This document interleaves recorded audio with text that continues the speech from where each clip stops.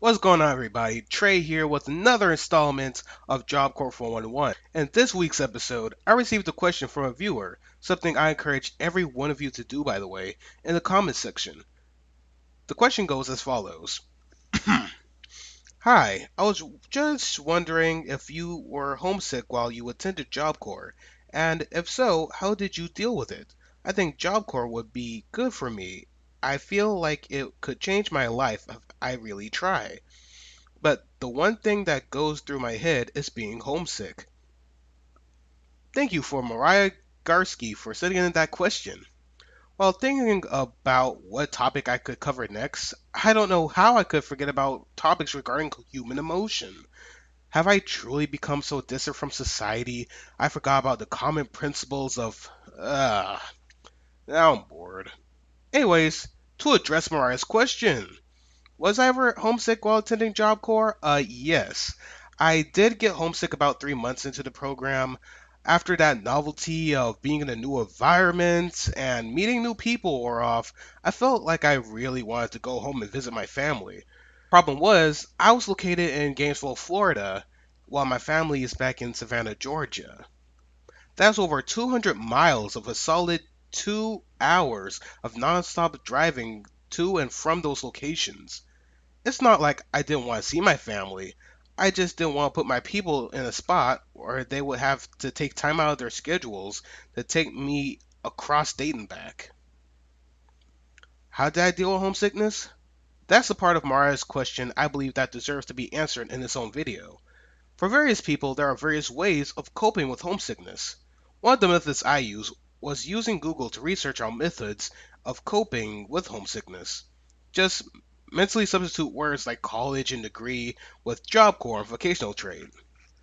If that sounds too much of a stretch for you, then I recommend getting to know people from around your center.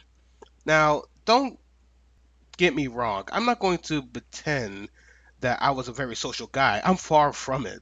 I enjoy having my own privacy, and I spend a lot of my free time in my room using Facebook, Twitter, Instagram, and YouTube to pass the time. Side note, YouTube was a big contributor of why I'm no longer part of my family's shared data plan. However, there's something calming about finding out about other people's origins, where they're from, why they decided to go to Job Corps, why they chose that center, etc. That's how I found out about all the people that were also from my hometown, but I never met before.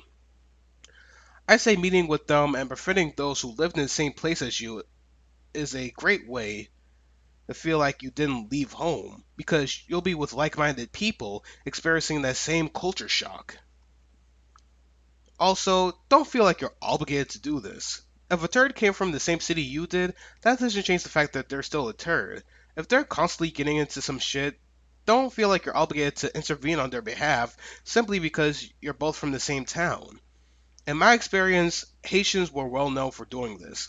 I repeat, from my experience, I'm not saying all Haitians are like that, that's just from what I experienced. Okay. Another proven way to get over homesickness is signing up for center field trips. They can range from short term things like going on field trips and doing extra details to long term things like joining the sports team or SGA, which I covered in another video that I recommend you checking out if you're curious about that. Or you'll be so busy and active with those activities and your classwork, being away from home will be the last thing on your mind. Last thing I recommend to do to get over homesickness is to simply call home. Call your folks, call your friends, hell, even call your siblings if you need to. Tell them everything going on in your new life away from home while letting them tell you what's life been like without you there. Start contacting them on a regular basis until you reach the point where you realize there's nothing going on with me to report about right now. There you'll find out that your calls aren't worth as much now because there's nothing going on in either of your lives worth reporting about. Once you reach that point, you'll want to take a break from talking with them so much to focus on getting your education or trade completed. Or on the flip side, let the calls fuel you to finish the program faster. You might have noticed how I keep using quotes while saying the word over. That's because no one is simply gets over homesickness. Just like how you never get over your favorite TV show getting canceled. You don't truly get over homesickness. That's just why I use the word deal in the title of the video, and possibly the reason why Mariah used the word as well. You deal with that common feeling of leaving familiarity into a new unknown. You can let it be a chance for you to reintroduce yourself to the world, or as an opportunity to start a new chapter in your life.